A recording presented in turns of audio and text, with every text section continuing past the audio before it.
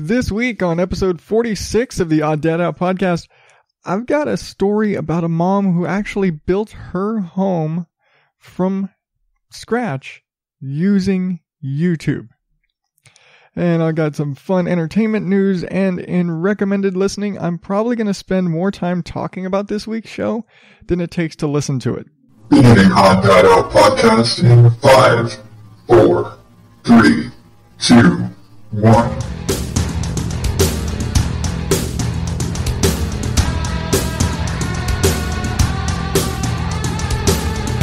Welcome to the Odd Dad Out podcast, where normal is not my specialty. I am your host, as always, Adam Higgins, the Odd Dad Out, and this is a show where I share my view and perspective and outlook in the world and generally just make fun of stuff. I get a little nerdy, I get a lot ranty, and you probably shouldn't take it too seriously. How are you doing today, or tonight, or whatever time of day you happen to be listening to this? I just want to start off and say thank you for listening. I normally save that for the end, and it's I guess it's kind of a middle finger to those people who don't listen too far into an episode. I always kind of stuck that on there as a, hey, thank you for making it through the episode, but I figured I'll be nice this week, because this week I've got a lot of uplifting, fun stuff. Now, of course, I've still got the jackass of the week down the line, but everything else is pretty positive, so I'm going to go with that this week. Like I said, I'm just going to jump right into this, because when I read this, it was just, holy shit, are you kidding me? There is a mom who built her entire house using YouTube videos. That's like the ultimate, what they call it with a YouTube university. You can learn anything on YouTube. Except she started doing this back in 2008 with proto YouTube. And, the long story short, was in an abusive relationship. Left said abusive relationship with her 4 kids, ranging from 17 years to 2 years old. Just fathom that. 4 kids ranging from 2 to 17. And, somewhere along the line, she had just had that spark. She needed a family home. She did not have the space where they were at for her, rather large family. And, so she packed up, sold they had like a family cabin or something that she owned, sold that, took the money, bought some land and all of the materials needed, and her kids built their house, massive 4-bedroom estate with a library and just ridiculous. It's a gorgeous house. I've got a couple pictures up in the show notes on the webpage, which I'll get back to later. But yeah, she built this massive house, this gorgeous house, just using information accumulated from YouTube. She had enough money to buy the land, she had enough money to buy the supplies, but she did not have the money to pay somebody to actually build the house. So, her and her kids built a house by hand, all the way from going through the process of, here's how you draw blueprints and have them submitted to the city for approval to get permits and all of that shit. And they did it all. I need to learn how to mix cement and pour a foundation. I need to learn how to frame a house. I need to learn how to build stairs. I need brick masonry. All of the, here's how you build, here's how you put windows in. Here's how you wire electric, everything from, like I said, from the foundation up through wiring the electricity and the plumbing and the phone lines and the everything. And her kids all have their own rooms and lots of bathrooms and a fucking library. And at this point, what do you not know? You just learned how to build an entire house on YouTube. Most construction guys cannot do that on their own. Now, I will say it took her a couple of years because, come on, when it's you and your 3 kids and someone's got to be watching the baby, it takes a little longer. And she was working a full-time job at the time because, of course, she still had to eat. So, yeah. Oh my God, this woman. This is just the most impressive thing ever. I wish I could do that. I mean, I have a very wide range of skills. I'm not Liam Neeson in what's the Taken. I do not have a very specific set of skills. I have a very wide ranging, how the hell do you know how to do all of these different things, range of skills. I think I technically possess all of the skills necessary to build a house. I'm still not going to do it. When I was a kid, my dad and I we moved into a house. There was like this huge tool shed in the back, like a, laid foundation and fully constructed tool shed. And we decided, well, we don't need this massive tool shed back there, but I'm one of 6 kids. At least at the time, I was one of 6 kids. Brother number 7 came along later. But there were 6 kids, and we're like, we don't need a massive tool shed, but we could really use a playhouse. So my dad and I, mind you, I was about 8 years old, like 7, 8 years old at the time. My dad and I stripped down this tool shed, took the roof off of it, took the wall, basically tore it down, but kept it intact. Kept the pieces and things like that intact so that we could take the walls and things like that. Take the walls, use the walls as, and it was like, oh, we've already got freestanding structure, but we used the walls to save some building time. But we went and took the materials that we reclaimed from this dismantled. I said dismantled because we took it apart. We didn't tear it down. We took it apart and flipped these materials into a 2-story, like barn-style playhouse for me and my siblings. 2 stories, wired with electricity, had a little kitchen in it, had the barn doors with the top and bottom open separately, iron latches, all that shit, because it was just a style. Down to building the doors and having them, custom cut, sitting there and having to, it's like, oh, it's a round top door. Well, you've got to make a special doorway for those kind of things. But I did all that.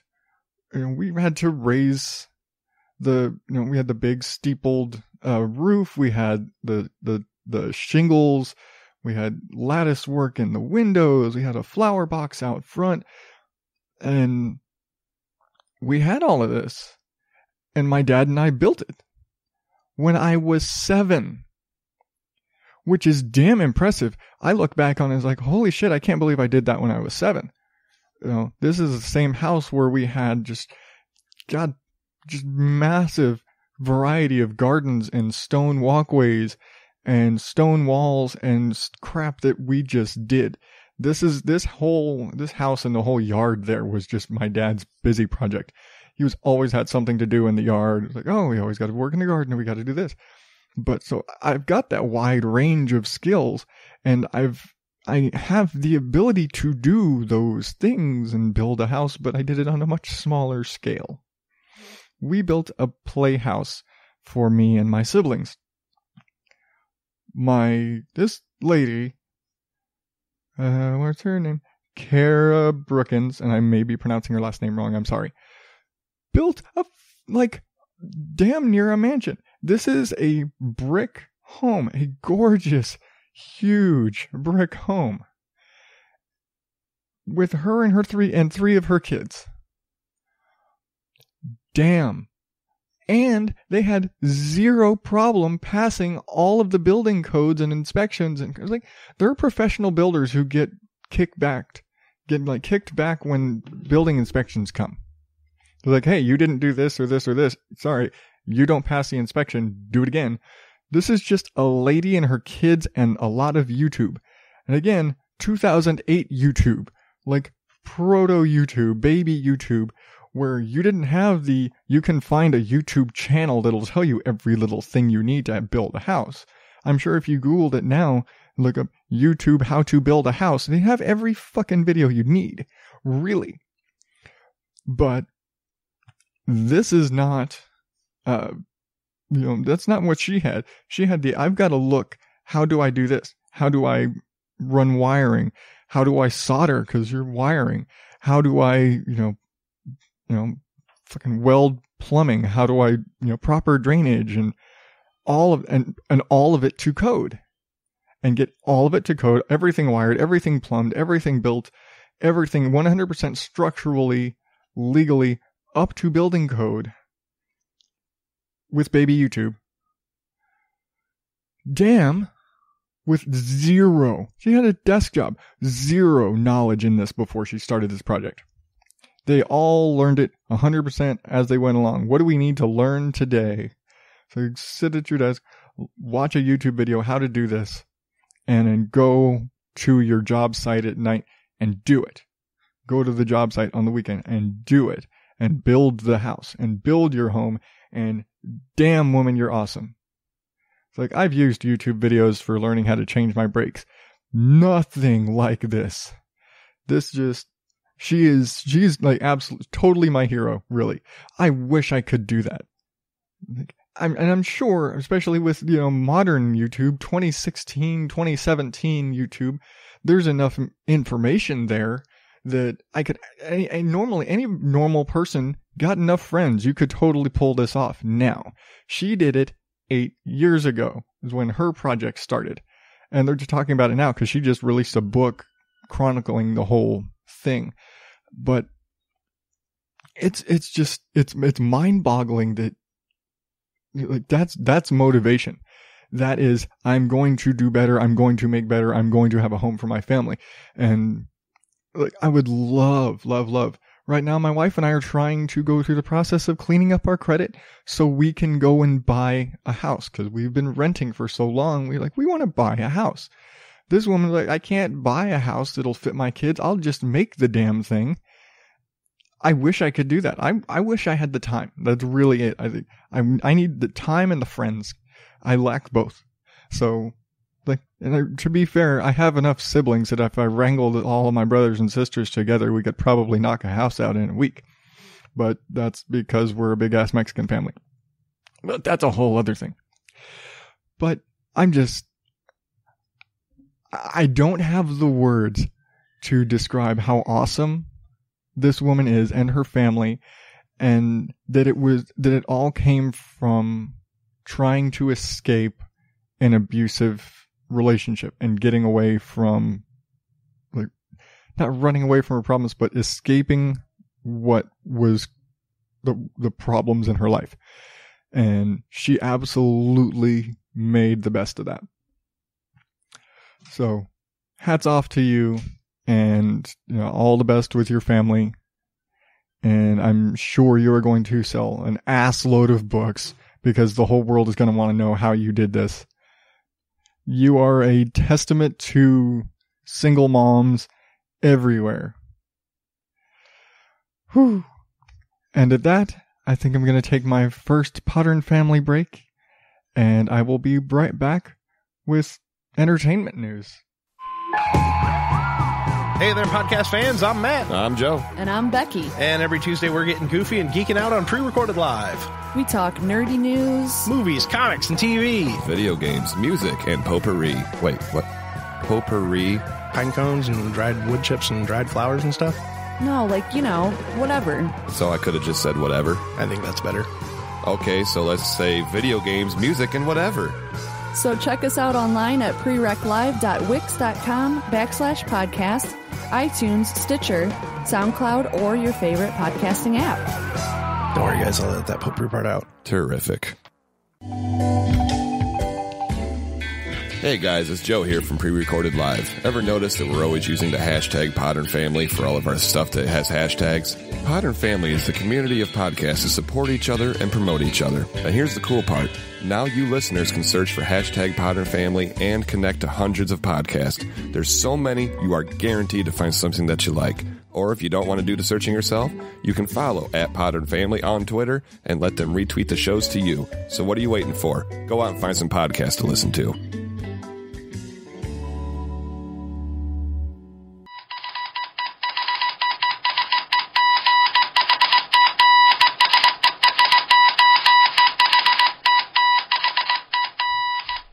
It's entertainment news this week. I'm not so much making fun of people this time because there's just been some crazy stuff going on. But let's jump off. I'm starting off with something that's not exactly entertainment news, but it's been damn entertaining. I'm sure by now, as it is still mid-January of 2017, and if you're not, then if you're listening to this in the future, you're awesome. But in the last week, there's been another giant alligator sighting video in Florida, and I'm pretty sure it's just one of those crazy things on the internet. It's going viral. Why? Because alligators are fucking dinosaurs. That's what it is. How long is this video? It's like 30 seconds, like maybe not even a minute, and it is literally just a bunch of people standing there, and out walks like a 15-foot like 1,000-pound alligator just strolling along like no big fucking deal. Like, hey, how's it going? Excuse me while I just cross the trail here, and on along his way. And I guess there's two perspectives of this. There's, because you look across the gator and you see a bunch of people with their phones and cameras and shit out filming the gator, and of course they're seeing the other guy. But apparently this is a very popular, this is like a walking trail. This is a very popular park for joggers and hikers and all this sort of stuff. And apparently this just totally happens all the time. The people that walk in these parks in this area are very familiar with the gators, and this particular one apparently has a name. They apparently call him Humpback because, and if you've watched the video, he's got his back sits a little high and his head sits a little low, and he's probably about 3 million years old. And holy shit, this gator.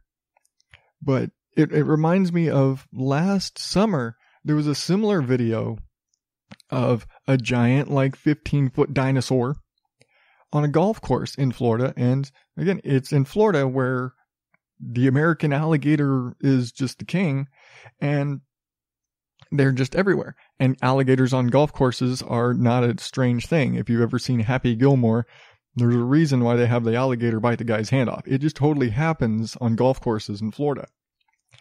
But yeah, there's just all these, I guess it's the time of year. I don't know. You just see gators just strolling about like it's no big deal. And people are just chill about it. It's like, oh, hey, look at the gator. That's a really big gator over there. Like, fuck you. I'd run away if I didn't know he'd chase me. I think they just stand still with the camera because they're thinking it's like Jurassic Park, and if they stay still, he won't see. To be fair, alligators' eyes are kind of on the somewhat sidey, so I don't know. But yeah, just chill ass alligator strolling across the path. Everybody's all chill, the alligator's all chill, and they just get on their damn way. And now that whole park, because of the video, is just getting completely swarmed with people who want to find the gator, who want to see the giant gator in the park. I'm like, no. It's like, you're probably going to be, someone's going to get hurt because there's definitely more than one alligator in this place because it's Florida. They're all over the place. There are alligators in Disneyland. It's Florida. So, really, people out there, don't be dumb. Do not go looking for the alligator in the park. You're going to find one. He may not be the one you're looking for. You're going to find one. He's not going to be as chill, and someone's going to lose a hand. Just ask the dude in Happy Gilmore. Okay. Now into real entertainment news. I'm a little behind on my entertainment stuff. I'm going to be fair here. But Lemony Snicket's A Series of Unfortunate Events recently became available on Netflix. And this is the one starring Neil Patrick Harris and Patrick Warburton as like narrating as Lemony Snicket. And this is really good. This is really awesome. It is dark as all hell. I'm vaguely familiar with the series. I never read them. I never read the books. I actually was under the impression that like Lemony Snicket, and it was kind of, it's a pen name. It's like Dr. Seuss. It's like Mark Twain, but that is the pen name for this guy. I assumed this was a writer this was an old book series like Dr. Seuss, and the guy had been dead for a long time, and that the image of Count Olaf in the series was actually like his injecting himself into the story. Not that the narrator, because again, I haven't read the book, so I didn't know, but not that the narrator, who is in this case Patrick Warburton, who you may not know his face, but dear God, everybody knows his voice. He voices Joe on Family Guy. He was T in Men in Black 2. I think he played the Tick on TV at one point. He's just a big guy with a big voice. Yeah, he does Sweet Tomatoes commercials now, if you have those in your neck of the woods. But it's just, I assumed that he was dead. Turns out, no. The guy who wrote the books is actually writing the series for Netflix. I'm like, oh shit. So this is like J.K. Rowling level control. Yeah, Netflix is producing. Guess what? I'm still writing the show for my books. So they're gonna be of the same, quality, and I get to, it's like The Walking Dead. The guys who write the books for Walking Dead also write the show. So if there's a deviation, it's totally cool. Why? Because the guy who wrote the story the first time changed it the second time. It's cool with him. And it's not gonna be some crazy out there interpretation. It's, I changed these details for the show. But I've seen little bits and pieces. My wife started watching it the day it came. She started binging the whole thing over the weekend while I'm at work. And I kind of cut it in bits and pieces I see. And I'm like, crap, this is a really good show. It's dark as fuck. It is. There's this mass murdering Neil Patrick Harris trying to kill these kids and steal their money and all this craziness. And sorry, I'm not going to say spoilers, because if you don't know what it's about, that's basically the gist of the story. But that same little bit transpires over 13 books. So I'm not giving anything away. I basically gave you the basic plot. Here's the driving force of the entire series. Crazy guy trying to kill kids to steal their money over a very long, crazy adventure. And I guess every book in the series is split into basically 2 episodes that are about 45 minutes. So you essentially, in the first season, have 8 episodes, 4 books. Take those 4 books, hour and a half or 45 minutes piece an episode. You basically just made 4 movies, each focusing on a single Lemony Snicket book. Nobody else can do that. And it's good. It's dark as hell. It's funny. And I'm thoroughly planning to go back and watch them all from the beginning, because I didn't catch how it all started. But I'm going to go back and watch it from the beginning so I don't miss anything. It's like what my wife and I did with Once Upon a Time. I started watching it. She started watching it in the middle and was like, okay, I need to figure this out. I had to go all the way back to the beginning and watch it all the way from the beginning. Side note, you cannot watch Once Upon a Time from the middle of the story ever. It's at like season 6 right now. If you want to start now, you better get on Netflix and start from the beginning. You're going to be completely lost. You need every single episode. So I'm going to do that with Lemony Snicket and go back to the beginning, because Neil Patrick Harris is hilarious. He's a great actor. He's funny and psychotic as hell in this role. So it's great. And then it's just a great show. It's really funny. So I've got to go back and watch it all. I just got to try and do it when I'm not sleeping for work. Okay, next on the list. And my laptop just died on me, so excuse me while I pull this up again. this is one of my favorite directors. And if you're willing to listen to my crazy ass, you probably have some respect for him. Guillermo Del Toro. And wow, I can actually say that. Yes, Guillermo Del Toro reached out on Twitter to ask how many fans and how much people really want Hellboy 3. Which is fucking awesome, I'm going to say. And it kind of pops up here and there. If you're not familiar, they made Hellboy 1, they made Hellboy 2, and he completely intended to make Hellboy 3. The problem is that Hellboy 1 and 2 made a lot of money. They also cost a lot of money. And they were well received, but they just didn't have that buckets of money hand over fist coming in.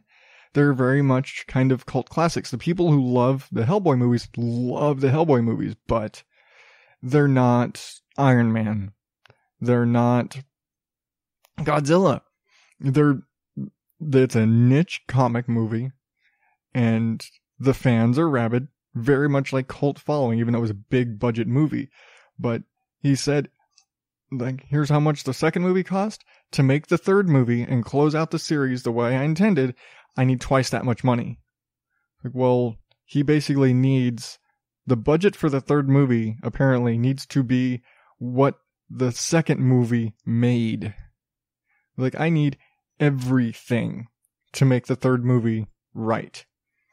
Which, when you're talking about a movie that did not make buckets of money, made good money, was very profitable, but did not make the $1 billion. It's not Batman, it's not the Avengers, it's Hellboy. He did not make the kind of money where the studio is just going to throw money at you and write you a blank check and say, here, go ahead, make another one. We trust you. He makes dark movies. He makes things that, dabble in the occult and dark sort of stuff. And it's just kind of his style, but he makes great movies. And he's very much a twisted artist, but I can't blame the studios for not really being behind him just from a financing perspective. They know they're going to make money, but how much money are they going to make? They want big numbers. You cannot guarantee a ridiculous amount of profit on Hellboy 3. You can't. It's going to make money. It's just not going to make Avengers money. And that's what everybody wants nowadays. But in the poll, there was like 132,000 votes. It was like a resounding 65% of people were like, yes, hell yes, we want Hellboy 3. And it's been the case for a while because they've popped up, and I think last summer, Ron Perlman and Guillermo Del Toro were both out there kind of pitching and proposing, like, hey, we really trying to think, they were thinking about doing a Kickstarter thing, and I don't think you're going to be able to kickstart $200 million for a movie, but just to kind of, hey, we want to make this movie. We want to close out the movie. And Ron Perlman has said, I don't want to sit there in a makeup chair for 10 hours a day, sweating my balls off just to go out there and play superhero for 30 minutes. It's like, I hate it. I hate the makeup. I hate the costumes. I hate the whole process of filming these movies because it's so effects heavy. But the story has to be told. The story was left incomplete, and we have to finish it. He's like, I don't care if we do this with Crayolas and YouTube. We have to finish the story. The story has to be told. That's the dedication. And that's one of those, I joke about Ron Perlman as he's done a lot of crap. He has. He's gotten kind of in a group with Nicolas Cage to where they'll just do anything. I have to assume he's broke or something, that he has wicked alimony or child support or something, because you will see Ron Perlman in a million things. He's a tremendous actor. He's amazing.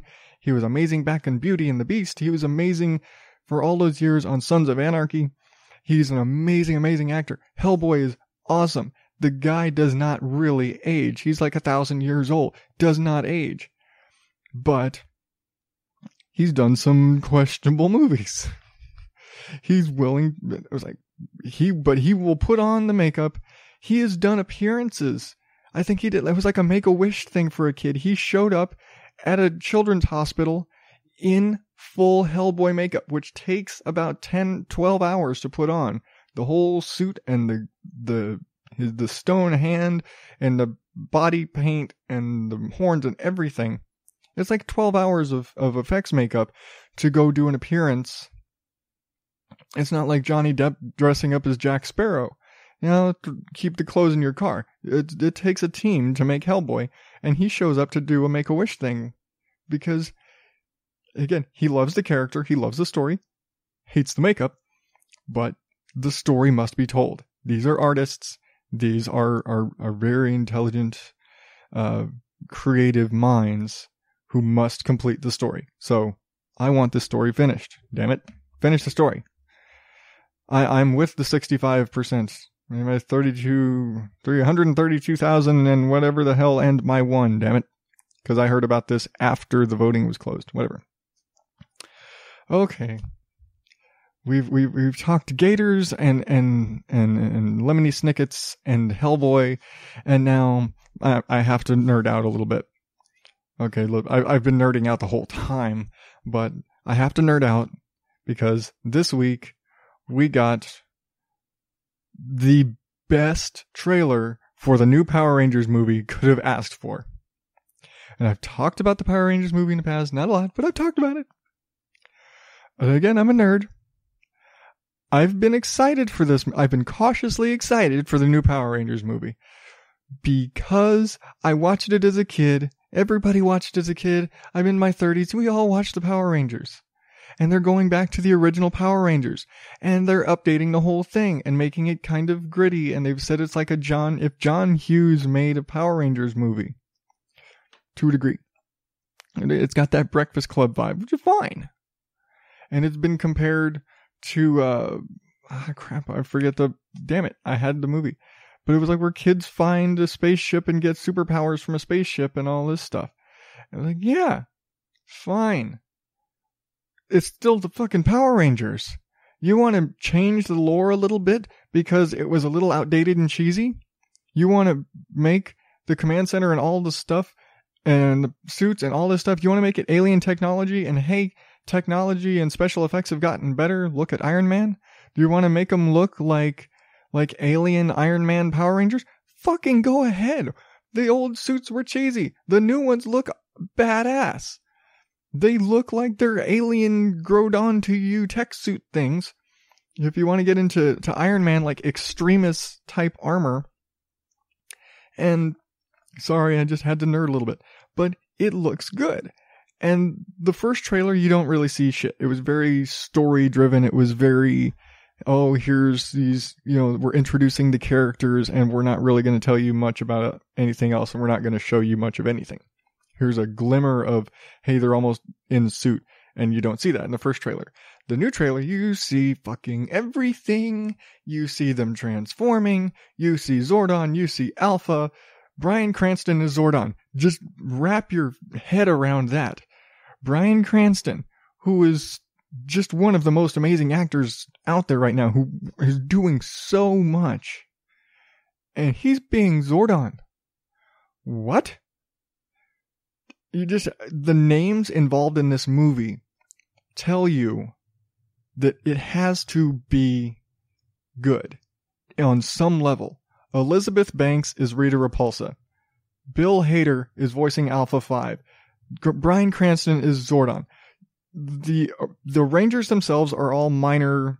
They're actors. They're young actors who've been pulled from minor relevance. Like you've been on stuff on Disney and Nickelodeon and MTV, and you've done some small stuff that you're a name in certain circles.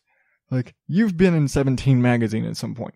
The girl who's Trini, the girl who's supposed to be Kimberly, she was in Lemonade Mouth. I know, like I think one of the guys from Teen Wolf, crap like that. But these are where these actors are coming from. They're all lesser known young actors who could really use a big kick in their career. What better kick than being a damn Power Ranger? Now, there's tons of people that are going to say this is going to be crap movie. Oh my God, it sucks. Power Rangers suck. You know what?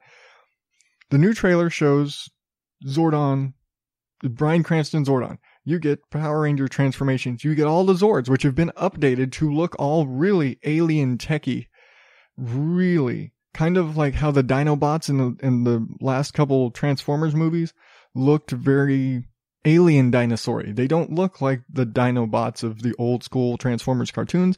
They looked very like, hey, this is an alien. It saw a dinosaur. It interpreted a dinosaur.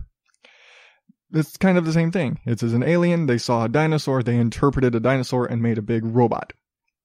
That's what they look like. They are, tanks and fighting machines that are molded to look like an alien's interpretation of a robot. I think the Mastodon has like 8 legs, so it's kind of spidery. I don't get it. But still, it's an interpretation by an alien. Let it be an interpretation by an alien and ride that damn line. Sit there and like, no, it's aliens. We can really mess with everything because aliens. And you see the Zords in this. You see Goldar. You see the Putty Patrollers, who they really updated. I like that they took a practical sort of thing with the Putty Patrollers, because now they just kind of got, again, if you watch the old show, like literally made them of clay, stuck them in a magic machine. Hoops, now they're a bunch of gray, funny faced guys, and they're going to go fight, whatever. Now she's making monsters out of the pavement, and she, walks down, you see her walk down the street and drags her wand along the ground, and suddenly the pavement and the ground is coming up and forming these giant monsters with, street signs and road cones stuck to their head because it was part of what they were made of. And she's just making monsters out of the ground as she walks. That is, like, let's take Rita and actually make her threatening, because in the original show, it was this crazy chick on the moon who just threw shit at the earth, basically. It's like, I'm going to make a monster up here, and I'm not going to do a damn thing down there because I don't want to be down there. Now she's getting her hands dirty. So I like this. I like this Rita Repulsa. I like the look of the Rangers. I like the look of the Zords. And I don't care, particularly if the story is crap. I don't care for a very particular reason. It still looks like it's gonna be a fun movie. The story can be absolute garbage. It's going to be a fun movie. Do you realize how bad everything would have to be to make it not just a fun movie to watch? Again, it could be garbage. It could be from a filmmaking standpoint, from a story standpoint. For all technical reasons, it could be an absolute trash heap. It would still be a fun movie to watch. Sometimes you just turn your brain off and go, ha! That's fun to watch, and get excited because, oh shit, watch, he's gonna hit him with a building. So you watch Godzilla movies for that same shit. It's just fun. It doesn't have to have a great storyline. It's giant monsters fighting. Let giant monsters fight. It's fun. It's exciting. So people who are gonna hate, get over it. It's just a fun watch. So, now that I nerded out on Power Rangers and alligators, I totally didn't think that I was going to be able to rate those. But hey, I'm going to take my last break, and I will be back with what's got to be the most fun show, the most interesting show I'm talking about so far.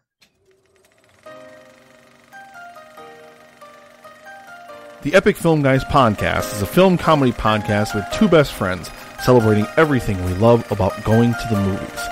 We've got great beer, amazing guests, and quirky characters unlike anything you've ever heard before. Well, I just assumed you were drinking that chocolate stout that you were going to make with the cheapest crap chocolate ice cream in a Miller Lite. I remember being a young man and my mother telling me I didn't have a name because I was illegitimate. I don't know what that word means. Never be sorry on the Epic Film Guys podcast. Never be sorry. Cut in, talk over. I'm sorry every time I finish doing an episode. I didn't hear that, Nick. Don't bring it up yet. I'm not supposed to come out till like the end of the episode. Subscribe to the Epic Film Guys on iTunes, Stitcher, Spreaker, or your favorite podcast app. And we'll see you at the movies.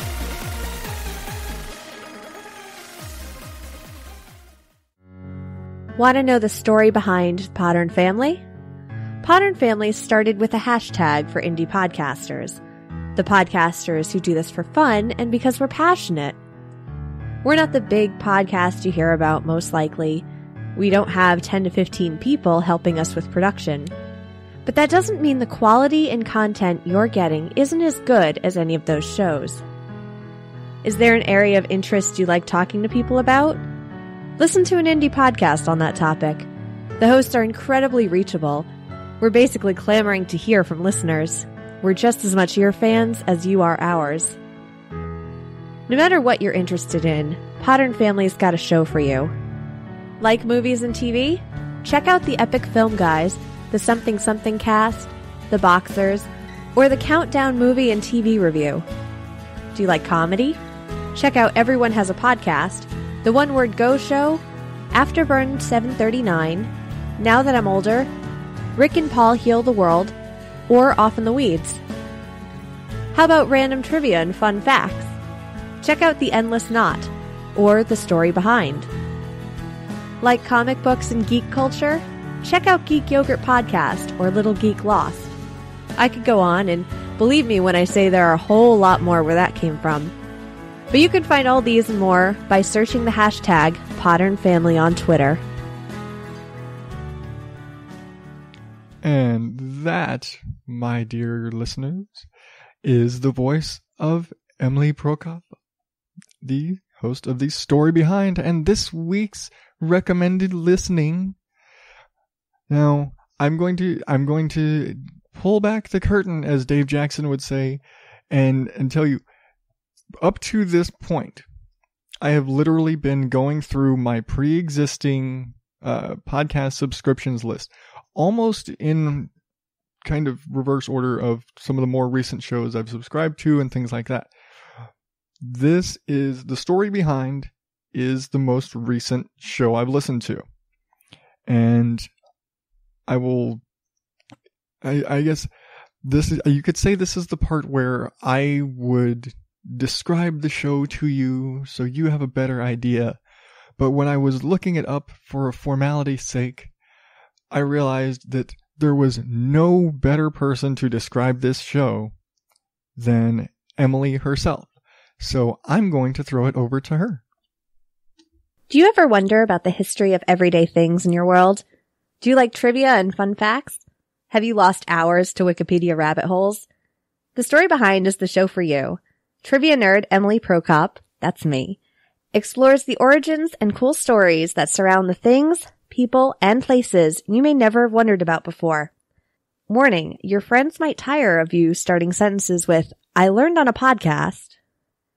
Thanks, Adam, for featuring The Story Behind on your show. Okay, I'm going to say this is one of those cheesy, no, thank you. For me, Emily is like podcast celebrity. To some people, it's Adam Carolla and Kevin Smith, and they're fine and all. But I have heard of Emily from her previous show, The Classy Little Podcast, in so many shows that I listen to, because as you established, I'm a nerd, and I've engorged myself in this industry. When I got in, I just jumped head first onto a box of rocks. But every industry show I listen to, New Media Show, Audacity to Podcast, School of Podcasting, Podcasters Roundtable, every show you hear her mentioned. I've heard her appear on a few shows. Epic Film Guys. She's been on the Epic Film Guys and does a lot of stuff with them. She is, for me, she was that secret podcaster royalty that was sitting there behind the scenes who had her. I've never met her, and up until the interaction where she recorded this for me, I had never had any sort of communication with her other than when I subscribed to The Story Behind. And in one night, because it's a relatively new show, I binged every episode and tweeted out that I just binged every episode, and her response, because come on, if somebody said that to me, okay, you're insane. I'm 46 episodes in several hours, because sometimes I just don't know when to shut up. But it's just, she's podcast royalty to me. She's that person that everybody that I think of in this business who is a somebody. And again, like the podcaster somebodies, not the celebrity somebodies. I don't give two craps who Snooki knows. Mark Maron's great, but he's also a big ass rich comedian. So, but she's that person that talks to the Epic Film Guys, who talks with Dave Jackson, who talks with Rob Greenlee, who everybody knows who Emily is.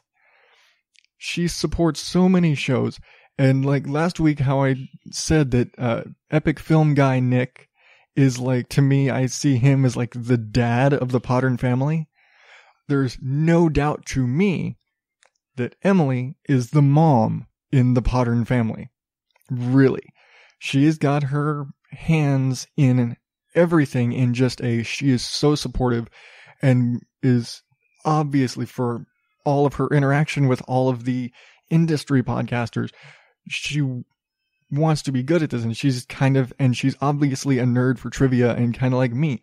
I get into a thing and I want to know more about it. And like she said, you fall down those rabbit holes, those Wikipedia rabbit holes, and you look up in one little thing, and the next thing you know, you've been digging and digging and digging and tumbling down that little hole, and you're somewhere completely different than you are. And now you have a head full of information that you never knew or thought about or cared to want, but now you've got it. That's me. And I say how, my buddy, the new man, is like my Australian twin from an information sponge.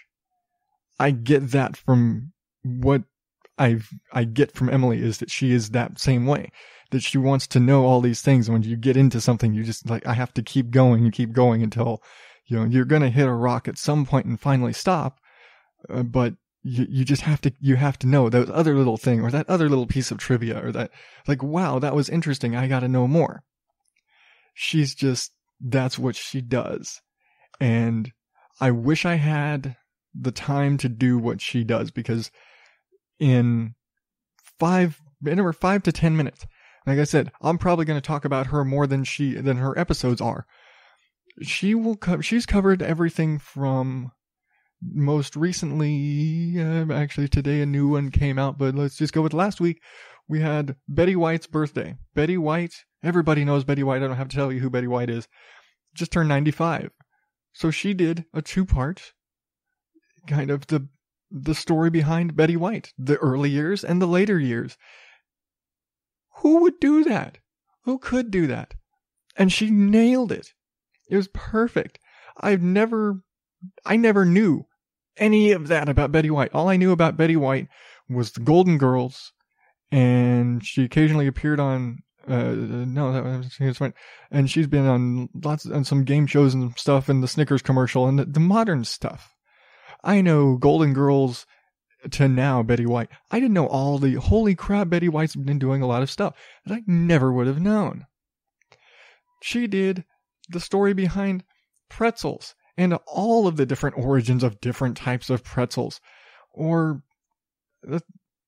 She started off with the theremin.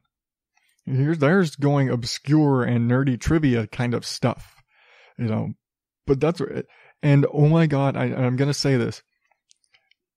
She gets into these facts and these historical things and the trivia, but she does it, and she's funny as hell about it.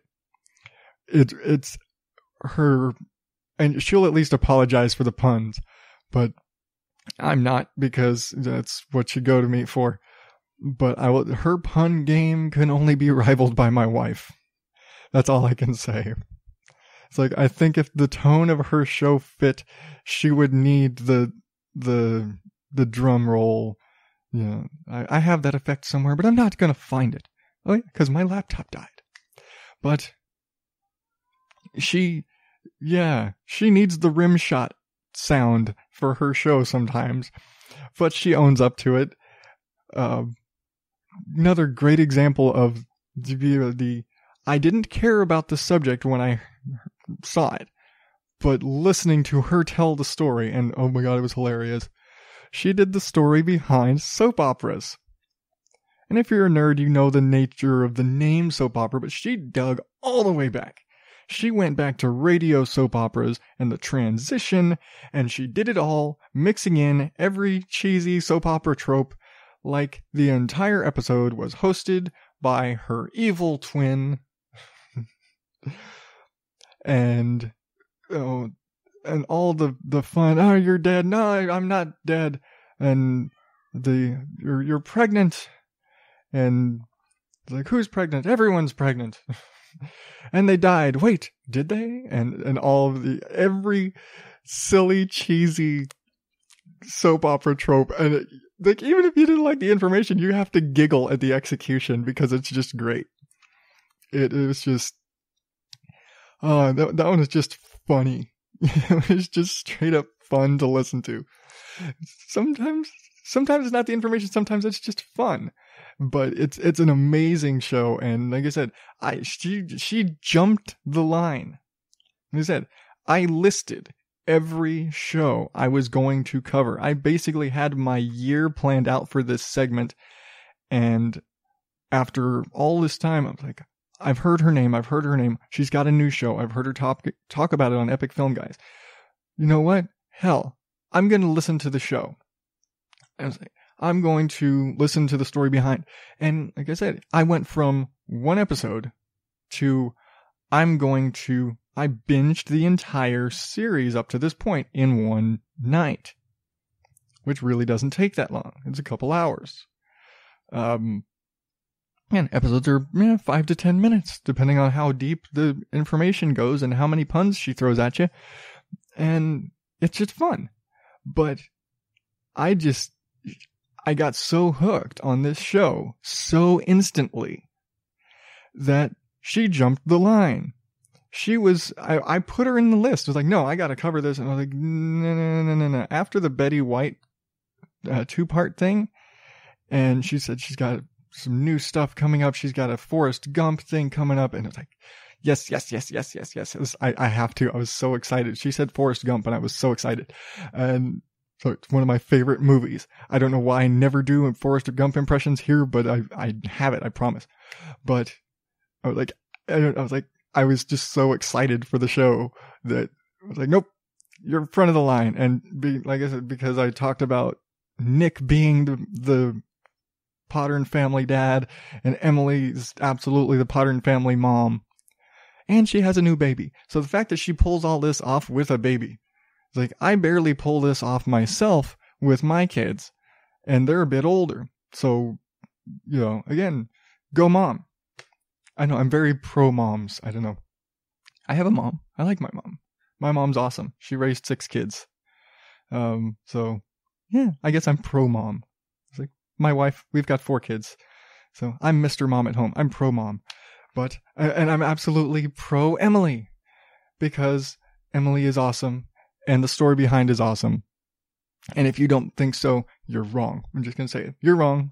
I think you might need to go, call up some guys in white coats, have them take you into a little padded room, and hang out for a while they look at you through the little window to figure out what the hell is wrong in your head that you do not enjoy this show. Because it's not some stuffy something, or it's just fun trivia and information and knowledge. You're learning something in a fun way. You're not sitting in a college lecture. You are listening to a funny person tell you an interesting story about a thing.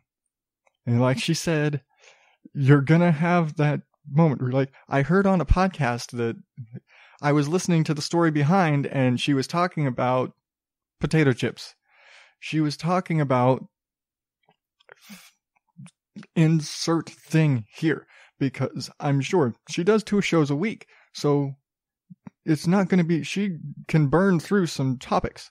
Peanuts, peanut butter. She did peanut butter. How do you do peanut butter?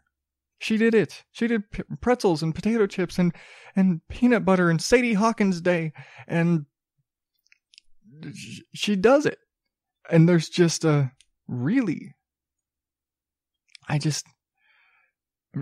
had a whole list, and then I lost my list because my laptop died. I keep going back to that. I had everything, but I was just like, I cannot express in words, although I have been rambling, because I do. how excited I am about this show. How much, and I will openly admit, I am a guy who is subscribed to 30 to 40 podcasts just to fill out my working hours.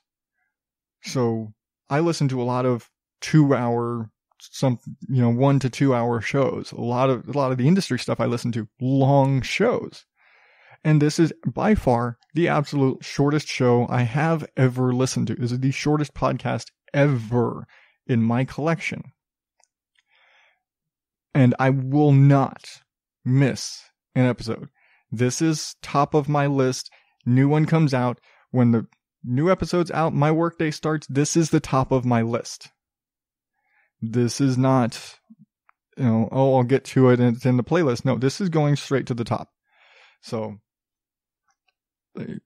get it out of the way. I want to hear what Emily is talking about today. And I'm sure after listening to me, my wife doesn't listen to the show anymore, but if my wife heard me speaking so highly of another woman for so long, she'd probably smack me with something, and it'd probably be something involving papers and custody arrangements. But, I think I have to stop before I start getting smacked with divorce papers or something. But everybody out there, stop what you're doing. Pick up your phone or your tablet or your old school iPod or get on your computer or whatever and subscribe to The Story Behind. Whether you're on iTunes or Google Play or Stitcher or wherever the hell you get your podcasts, you must subscribe to this show. And you find it. And if you need to know where to find it, go to thestorybehindpodcast.com. And because Emily is absolutely a student of Dave Jackson, she's got all the links there and all the ways to listen and tells you all the great stuff about the show right there because she's good at this. That's just it. So, before I go tonight, I always say tonight, doesn't matter. It's an old school radio thing. I always say tonight. But before I go tonight, I want to mention a little project that has been started. And you all know my friend, the new man, and his wife has started a kind of community. And I want to kind of talk about it a little bit. It's called Small Things. And Small Things is about overall, it's just about making the world a better place and making the world a happier place, one small thing at a time. Doing little things to make the world better. Over the holidays, they did the 12-day workout challenge. Like, why? Because exercise increases endorphins. Endorphins make you happy. Happy people makes the world happier. So by doing small exercises, and it was small exercises, it was 20-second plank, it was run in place for a minute, it was little things, it was all small things. It's small things like do something nice for somebody. Walk around and just smile at somebody you don't know. These are the type of things that she's talking about. And it's just a really great thing. It's just, she's not trying to be in your face and make you change your entire way of life. The whole goal of Small Things is to make the world better, one small thing at a time. It's doing small things, and small things can turn into big things. And that, I cannot support that enough. It's like you can make the world a better place by doing little things. That's what the world is about. So, check out Small Things at smallthings.net.au because they're in Australia. And just be happy. Okay, this has been a really positive show. It's been much less ranty than normal for me. So, Yeah, kind of weird. Matter of fact, I completely skipped the Jackass of the Week. Oh well. It's been a happy show this week, so I'm just going to save that one for later. So, now I'm just going to say thank you again. Because at this point, if you've made it this far, wow, you've listened to me ramble for an hour. But I want to say again, thank you for tuning in. And remember, you can check out all the past episodes at odddadout.blogspot.com and subscribe on iTunes and Stitcher and Google Play or wherever you get your podcasts at. And if you are so inclined, leave a review. I want to hear from you. You can leave a review on iTunes if you want. You can leave it on the Facebook page if you want. Or you can just drop me a line on Twitter. I'm at OddDadOut, obviously. And until next week, I'm Adam Higgins, the Odd Dad Out. Thank you and good night. Hi, it's Lisa from Small Things. If we all do small things, we can make a big difference. Visit our website, smallthings.net.au, and remember to smile.